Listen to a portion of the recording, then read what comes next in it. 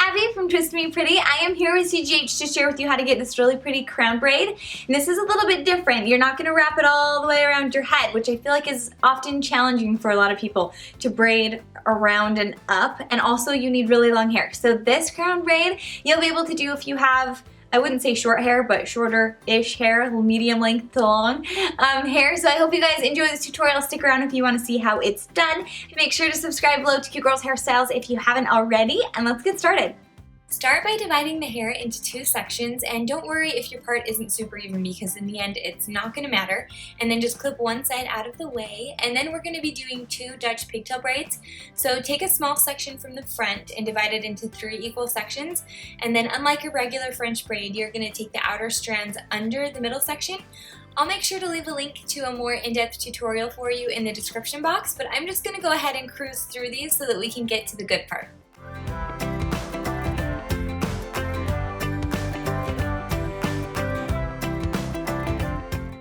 When you reach the end, go ahead and tug and pull on those sections to make the braid look a little bit more full and voluminous, and then just secure it with a clear elastic, and then you're just going to start on the other side.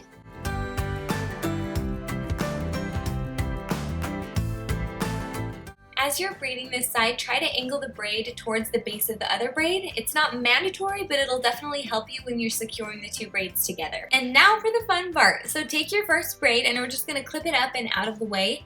And then make sure you have a couple bobby pins ready. I get mine from Sally's Beauty Supply and they're super tight so they'll hold the hair in place really well. You're just gonna pin the braid where the first braid ends. So for me, it's behind my ear. And then you're gonna roll the braid so that it's now going the other direction and just pin it a few times if you need so it feels really secure. And then you're just gonna hide the braid under itself and pin in place. So those little tails, I like to just twist them around my finger so that they're all together, and then just stretch the braid out a little bit to cover the ends and secure it with a few bobby pins. And next you're just gonna release the braid that's been hanging out and lay it right above the second braid. See how it kind of fits nicely right there? And then we're just gonna secure it in place with a couple of bobby pins.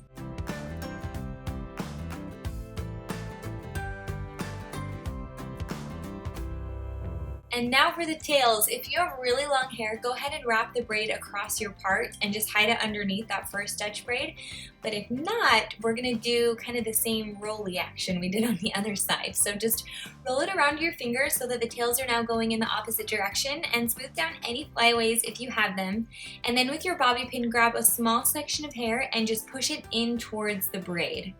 And I like to stretch that first braid out just a little bit to cover it as much as I can, and then add a few more bobby pins until it feels really secure. And then you're just going to roll those tails around your finger and pin underneath the braid. And then to finish it off, just go ahead and pancake all those sections one more time and spray it with hairspray.